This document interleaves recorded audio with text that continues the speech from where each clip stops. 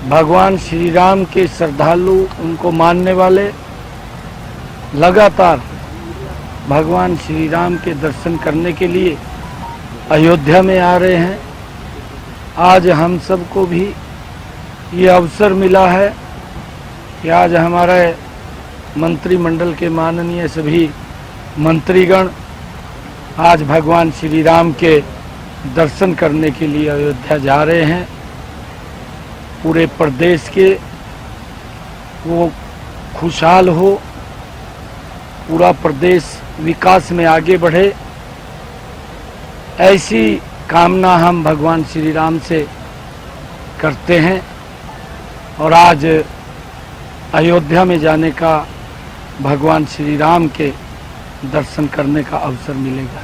ये बताएं कि आपने मुख्यमंत्री एक योजना भी शुरू की है आमजन के लिए, अब तक कितने लोग गए हैं और कितने लोगों का टारगेट है अयोध्या भेजने का? देखिए, क्योंकि मुख्यमंत्री तीर्थ दर्शन योजना, उसके माध्यम से लगातार हर जिले से बसें जा रही हैं। जो हमारे सीनियर सिटीजन्स हैं, ऐसे लोगों को हमने तीर्थ भ्रमण यात्रा के तहत उनको अयोध्या में भगवान श्री राम के दर्शन करें, अन्य तीर्थ स्थलों के ऊपर भी जाएं, ऐसी व्यवस्था वो की है।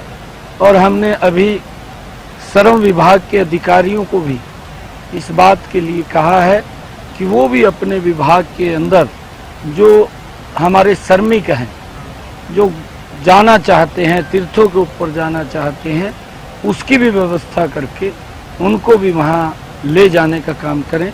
हमने अधिकारियों को इसलिए कहा है। तो कर्मचारियों को प्रेरित करेंगे, जैसे LTC रहता है उनको हर 4 साल में मिलता है, अयोध्या के लिए कुछ स्पेशल गवर्नमेंट करने जा रही है? देखिए, जो योजना बनती है, जो प्लानिंग बनती है, उसी हिसाब से जिस वर्ग के लिए या जिस वर्ग को योजना का लाभ देना है, उस वर्ग को सरकार दे करके उनको घुमाने का भी काम करती है।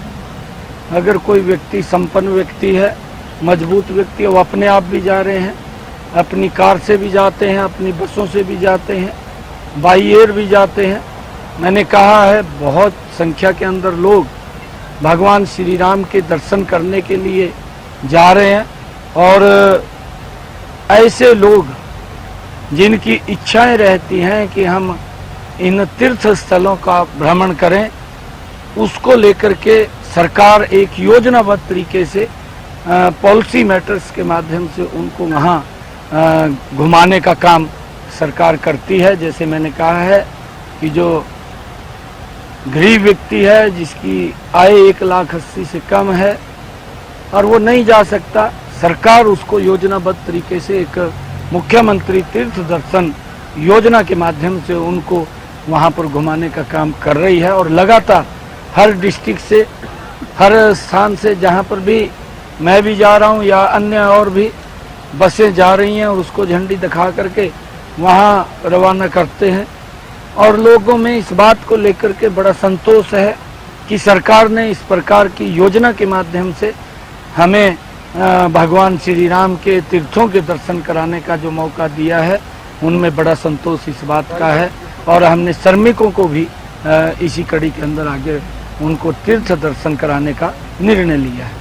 धार्मिक टूरिज्म जिस प्रकार से पानीपत में देवी मंदिर है, प्रसिद्ध है, कुरुक्षेत्र में, इन चीज़ों को डेवलप हरियाणा कैसे करेगा? क्योंकि धार्मिक टूरिज्म हरियाणा में कहीं ना कहीं कमी देखी जा रही है। धार्मिक स्थान तो है, लेकिन जैसे उज्जैन डेवलप है, महाकाल जी का डेवलप है, या बनारस डेवलप है, उस तरह से कैसे? नहीं, देखिए, हमारा कुरुक्षेत्र भी जहाँ भगवान श्री कृष्ण की धरा है, जहाँ जिसको लैंड ऑफ गीता भी बोलते हैं, और जिस भूमि के ऊपर भगवान श्री कृष्ण ने स्वयं अपने मुखारबिंद से गीता का संदेश दिया, कर्म का संदेश दिया, उस भूमि के ऊपर लगभग 250 करोड़ रुपए की लागत से काम चल रहा है। अभी एक संवाद केंद्र का पिछले दिनों, अनुभव केंद्र का पिछले दिनों उद्घाटन भी हुआ था।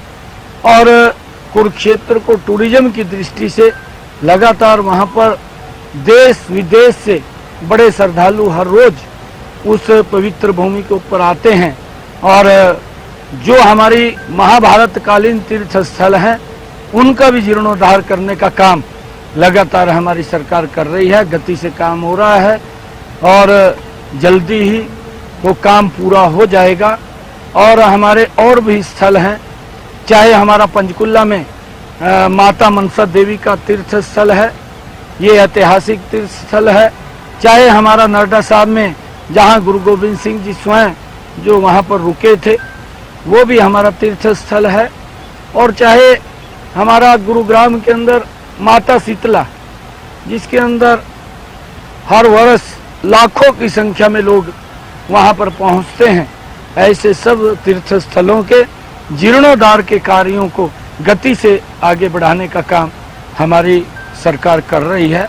और अलग अलग जहाँ पर भी टूरिज्म को देख करके कि यहाँ बढ़ने का है, हमारी सरकार टूरिज्म को भी बढ़ाने का निरंतर कार्य कर रही है। अभी गुरुग्राम के अंदर एक जंगल बड़ा, उसको भी डेवलप करने का काम वो हमारी सरकार कर रही है, ताकि लोग टूरिज्म की दृष्टि से वो हरियाणा के अंदर भी आएँ।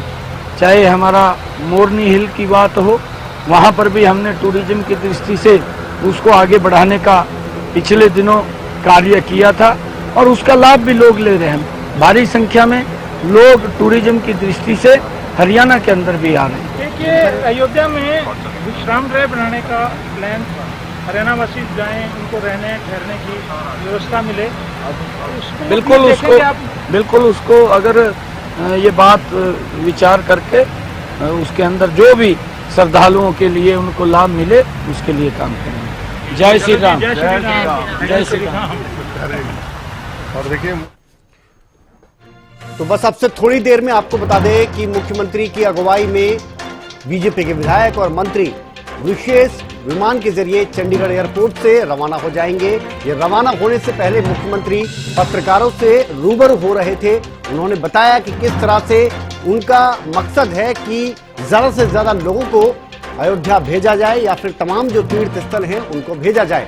साथ ही उन्होंने कहा है कि जो श्रमिक हैं उनको भी हम अयोध्या के दर्शन कराएंगे और हरियाणा में खासतौर पर टूरिज्म के नजरिए से देखा जाए तो उसको लेकर भी मुख्यमंत्री ने कहा कि बड़ी तेजी से काम चल रहा है और जितने भी धार्मिक जगह हैं उनका भी जीर्णोद्धार का कार्य चल रहा है। चाहे उन्होंने कुरुक्षेत्र की बात करी या फिर उन्होंने गुरुग्राम में शीतला माता मंदिर की बात करी, तमाम चीजों को लेकर मुख्यमंत्री ये कहते नजर आए कि तेजी से काम चल रहा है।